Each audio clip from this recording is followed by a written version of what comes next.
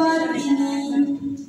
Bapak, Ibu, saudara-saudari yang terkasih, bacaan-bacaan yang kita dengar sebentar mengingatkan kita untuk selalu mengejar hikmat dan pengetahuan serta kebijaksanaan Tuhan.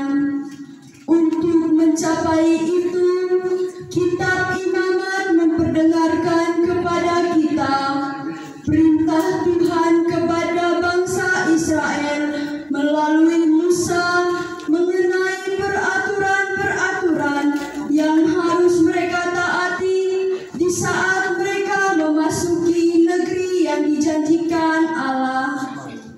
Melaksanakan perintah dan segala peraturannya adalah jalan satu-satunya untuk menemukan hikmatnya. Kita pun diajak untuk selalu setia dan taat pada setiap peraturan dan tata tertib di lembaga pendidikan kita masing-masing, yakni SMK, SMA, dan SMP Karya. Dengan ketaatan dan ketekunan serta kesabaran pada setiap peraturan itu, kita berharap mampu menemukan hikmat Tuhan dalam tugas dan peran kita masing-masing. Karena itu, mari kita mengundang Tuhan berjalan bersama kita dalam tahun ajaran ini. Kita semua diajak berdiri menyambut Kristus yang hadir dalam perayaan Ekaristi Kudus pagi ini dan diiringi dengan lagu pembuka.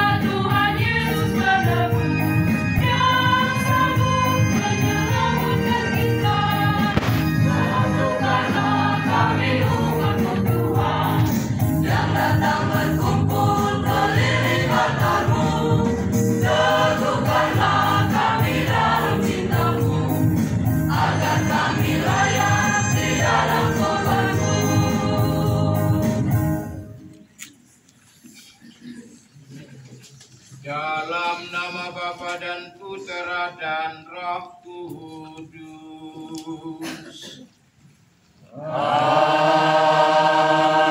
Amin. Semoga rahmat Tuhan kita Yesus Kristus, cinta kasih Allah dan persekutuan Roh Kudus bersamamu.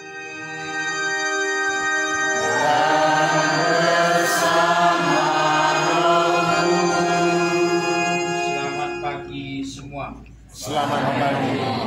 Bapak Ketua Yayasan dan segenap pengurus yayasan, para kepala sekolah 3 sekolah, Bapak Ibu guru pegawai, dan adik-adik sekalian yang saya kasih dalam Tuhan.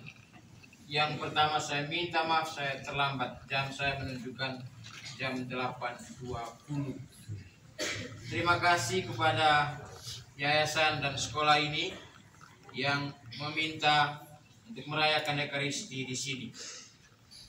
Pertama kali saya masuk di sekolah ini seumur hidup dan sekaligus setelah bertugas sebagai pastor paroki Kristus Raja.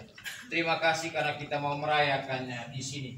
Saya sendiri sebagai pastor paroki sangat berharap seperti itu. Kita merayakannya bukan hanya di gereja tapi juga di tempat di mana kita sehari-hari melangsungkan berbagai kegiatan kita. Kita hari ini dihimpunkan oleh sebuah kesadaran bahwa kalau bersama Tuhan kita akan memetik hasil. Karena itu marilah Ibu Bapak, saudara-saudari dan para suster, kita siapkan hati untuk bertemu Tuhan yang selalu mau menyapa setiap kita. Dengan terlebih dahulu mau mengakui dosa-dosa kita dan mohon belas kasihan yang untuk mengampuni kita.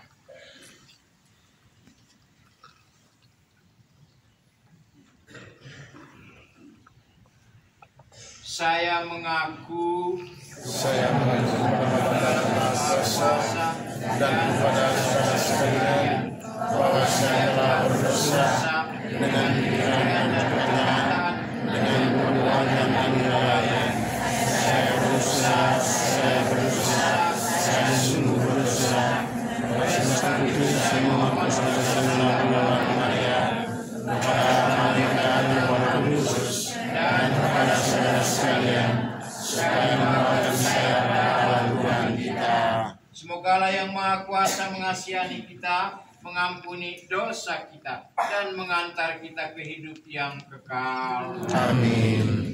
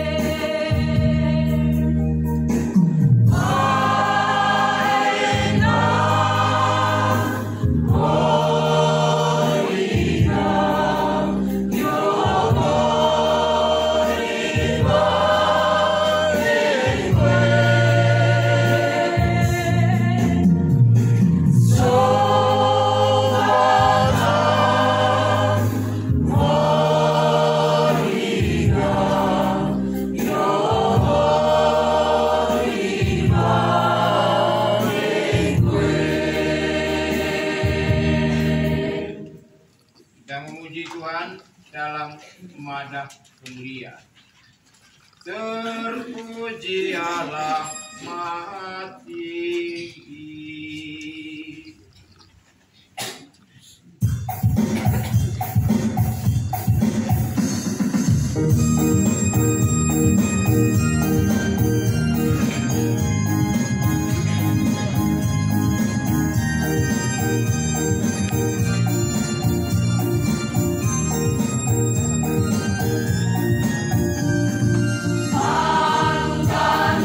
Tuhan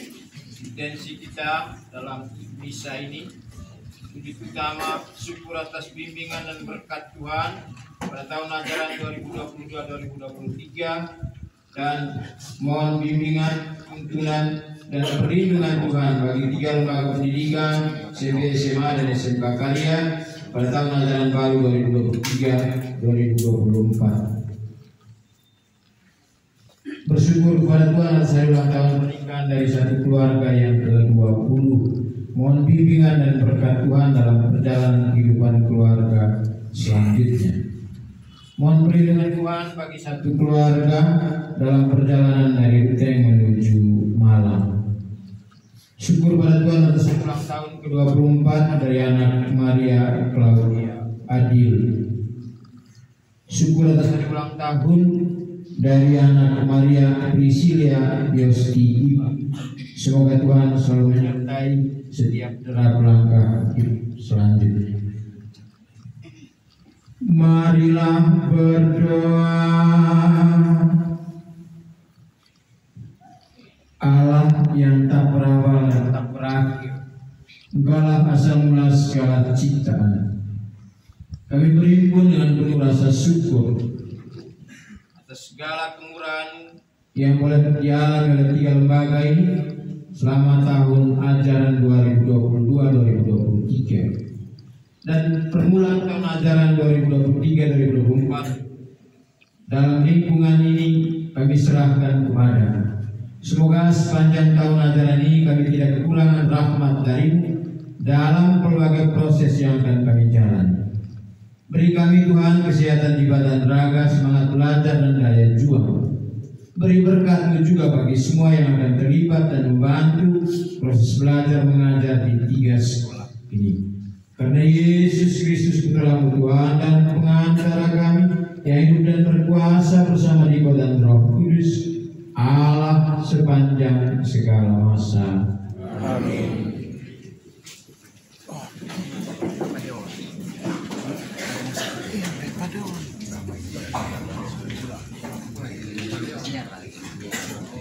Bacaan dari kitab Imamat. Tuhan bersabda kepada Musa di Gunung Sinai, engkau harus menghitung 7 tahun Sabat, yakni 7 kali 7 tahun. Jadi 7 tahun Sabat itu sama dengan 49 tahun. Lalu engkau harus membunyikan sangkakala di mana-mana dalam bulan ke-7 pada tanggal 10. Pada hari raya pendamaian, kalian harus memperdengarkan bunyi sangkakala itu di mana-mana di seluruh negeri. Kalian harus menguduskan tahun yang ke-50 dan memaklukan kebebasan bagi segenap penduduk negeri. Tahun yang ke-50 itu harus menjadi tahun Yobel bagimu, dan masing-masing kalian harus pulang ke tanah miliknya dan kembali kepada kaumnya. Tahun yang ke-50 itu harus menjadi tahun Yobel bagimu. Janganlah kalian menabur, dan apa yang tumbuh sendiri dalam tahun itu janganlah kalian tuai, dan pokok anggur yang tidak dirantingi jangan kalian petik buahnya. Karena tahun itu tahun Yobel, maka haruslah menjadi kudus bagimu. Hasil tahun itu yang hendak kalian makan harus diambil dari ladang. Dalam tahun Yobel itu semua harus pulang ke tanah miliknya.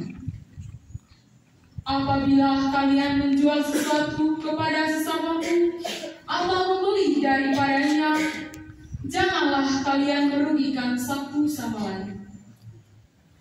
Apabila engkau membeli dari sesamamu, haruslah menurut jumlah tahun sesudah tahun Yobel. Dan apabila ia menjual kepadamu, haruslah menurut jumlah tahun panen. Makin besar jumlah tahun itu, makin besarlah pembeliannya. Makin kecil jumlah tahun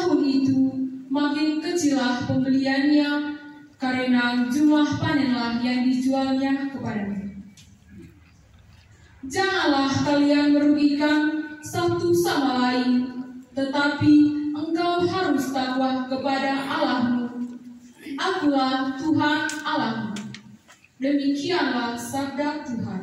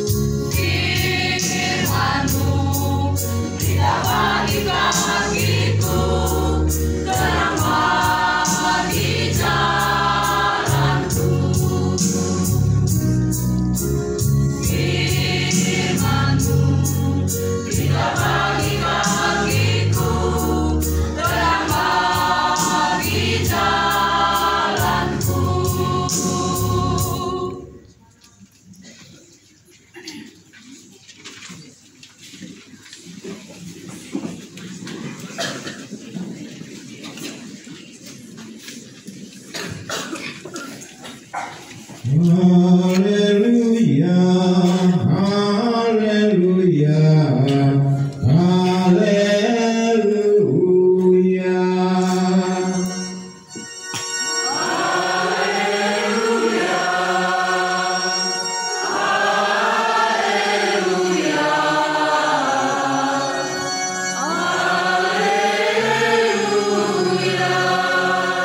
Berbahagialah yang dikejar-kejar karena taat kepada Tuhan, sebab bagi mereka lah kerajaan surga.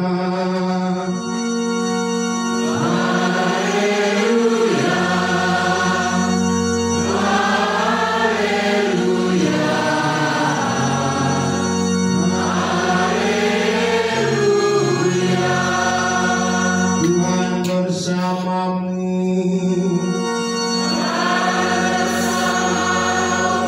Inilah Injil suci menurut Matius.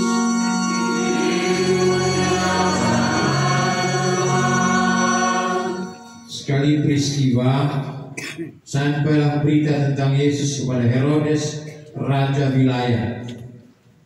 Maka ia berkata kepada pegawai-pegawainya, "Inilah Yohanes Pembaptis. Ia sudah bangkit dari antara orang mati, dan itulah sebabnya kuasa-kuasa itu bekerja di dalamnya.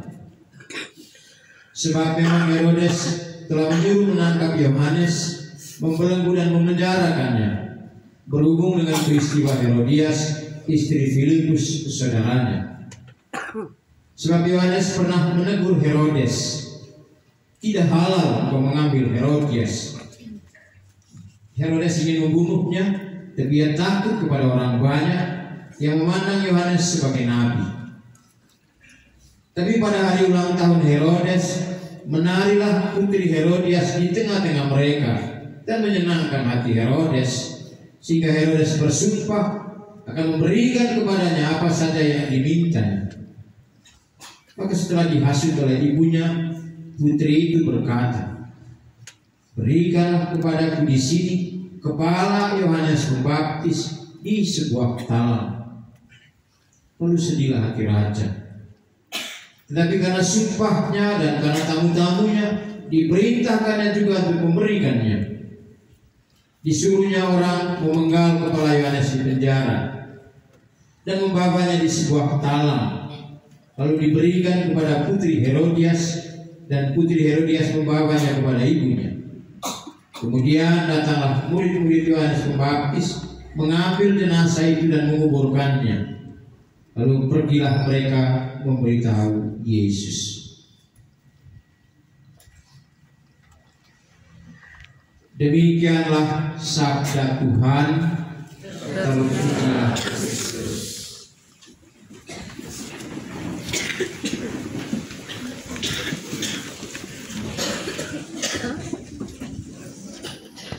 Bapak Ketua Yayasan dan pengurus yayasan, para kepala sekolah SMP, SMA dan SMK kalian, ibu bapak guru, pegawai, para suster dan adik-adik sekalian yang terkasih dalam Tuhan. Setelah makin lama makin tua jadi imam, saya biasanya tanya dulu, mau khotbah panjang atau singkat?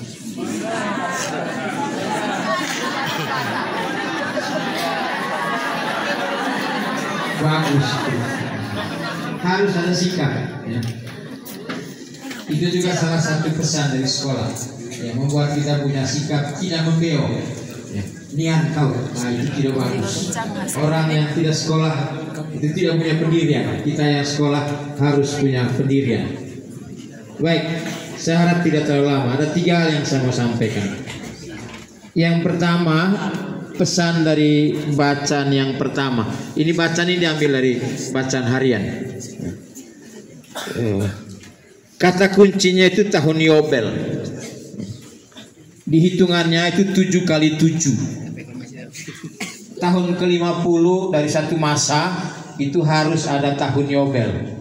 Apa kira-kira pesan dari tahun Yobel itu untuk kita? Ya hari ini mesti ada satu waktu dalam perjalanan hidup kita saat kita tenang, dan hari itu, saat itu, tahun itu waktu seluruhnya untuk dengan Tuhan. Kita harus punya kebiasaan itu dalam hidup. Ada waktu untuk Tuhan. Kerja iya, belajar iya, sibuk iya, tapi tetap harus ada waktu untuk Tuhan. Dalam rincian penjelasannya, misalnya berhenti kerja, stop segala sesuatu, sebaiknya memang waktu untuk Tuhan itu waktu yang betul khusus untuk dia. Semua yang lain ditinggalkan. Saya pernah dapat cerita waktu misa online, itu rame. Sesaat saja hadir di depan TV, sudah itu dia sibuk dengan dia punya. Lanjut lagi sebentar.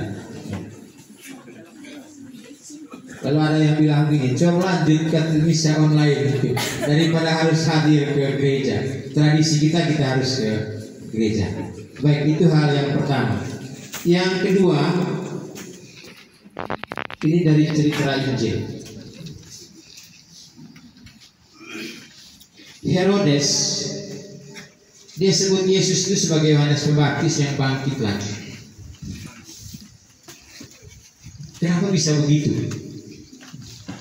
Karena itu informasi yang masuk ke dia, itu pengetahuan yang ada pada dia. Informasi salah, pengetahuan salah, maka tafsiran juga akan jadi salah. Bayangkan yang muncul ini Yesus, tapi dia bilang ini Yohanes Pembaptis. Bayangkan kalau dia menyebarkan itu kemana-mana, kan dia penguasa. Dia menyebarkan informasi yang salah. Baik, kita yang sekolah ini kan mendapat pengetahuan ya? Dan pengetahuan itu adalah kebenaran. 1 tambah 1 sama dengan 2, itu kebenaran. Dan itu kita dapat di sekolah. Kita tidak boleh dapat informasi yang salah. Kita harus dapat informasi yang benar. Dan itulah tujuan dari sekolah. Itulah tujuan dari pendidikan. Kita mendapatkan informasi yang benar, kita mendapatkan pengetahuan yang benar, kita mendapatkan itu kebenaran. Dalam rangka itu memang mendengar itu perlu, memperhatikan itu perlu, hadir juga perlu. Ya, kembali ke gara-gara COVID semua serba online. Di tingkat SD misalnya, mama atau bapaknya lebih pintar jadinya dari anaknya, dan nilai selalu bagus. Ternyata bapak dan mama yang kerjakan. Karena itu banyak yang bilang, oleh cukup sudah ini online. Karena ternyata ada banyak penipuan yang terjadi. Sebenarnya bukan penipuan juga, tapi orang tua kasihan kan dengan anaknya. Karena dalam masa sekolah online itu bahan pekerjaan anak itu jadi lebih banyak. Ada banyak orang tua yang mengeluh, banyak sekali. Tapi ada yang anak itu bilang, mama blok, dia ibu punya nomor. Kenapa? Ya gini terus dia tiap hari, bukan hanya satu dia. Jadi sekali lagi kita sekolah untuk dapatkan pengetahuan, mendapatkan kebenaran. Jadi itu kemudiannya membantu kita dalam hidup. Baik, dalam lanjutan ceritanya dikisahkan tentang nasib Yohanes Pembaptis. Jadi itu poin yang ketiga yang mau saya sampaikan. Yohanes itu bersikap tegas terhadap kebenaran. Tidak boleh ada kompromi. Kalau salah, katakan salah. Kalau benar, katakan benar. Di akhir dalam ajaran kan kita dapat ujian, kan? Baik, saya dulu pernah cerita begini. Dua anak ini sudah selesai kerjakan soal, kemudian tanya ke guru. Dulu masih pakai A, B, C, D. Tanya, Pak, nomor 1 tadi apa dia menjawabnya? Gurunya bilang C. Apa?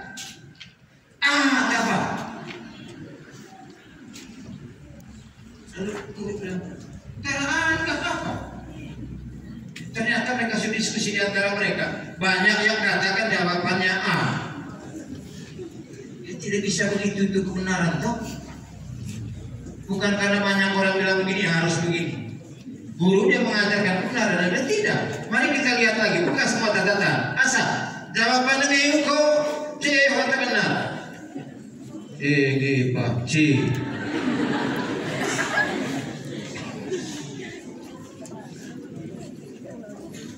Baik, pesan yang lebih jauh, sekolah juga mengajarkan kita untuk kritis.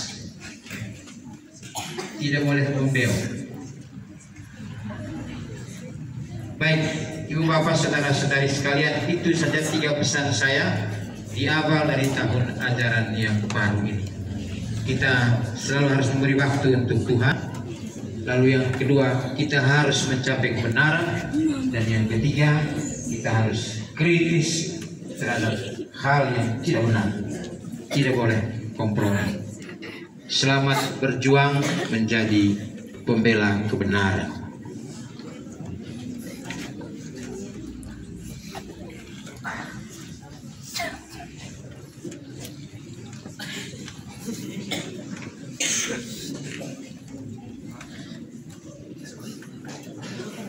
Kita masuk pada pemberkatan gedung sekolah dan kantor yayasan. Nanti akan diberkati beberapa, sedangkan yang lain akan diberkati setelah misa. Kita menjawab, dan engkau akan membaharui muka bumi. Utuslah rohmu, maka semuanya akan diciptakan, dan engkau akan membaharui muka bumi. Marilah berdoa. Allah, engkau mengajar hati umat beriman dengan penerangan Roh Kudus. Semoga dengan bimbingan Roh itu juga kami memahami yang benar dan selalu menikmati penghiburannya. Ya Allah, setiap hati terbuka bagimu dan setiap kehendak berbicara kepadamu, juga tidak ada rahasia tersembunyi bagimu. Kami mohon, bersihkanlah hati kami dengan curahan Roh Kudus, agar kami dapat melangsungkan pemberkatan ini dengan layak, dan dengan demikian berkat mendatangkan keselamatan bagi umat. Ya Tuhan, kami mohon, semoga daya kekuatan-Mu mendahului tindakan kami dan bantuan-Mu menyertainya, agar segala doa dan pekerjaan kami padamu dan segala sesuatu yang telah kami mulai diselesaikan oleh-Mu. Dengan pengantaran Yesus Kristus Putra-Mu yang hidup dan berkuasa bersama Dikau dalam persatuan Roh Kudus, Allah sepanjang segala masa. Amin. Dengan berkatan, mari kita semua berdiri.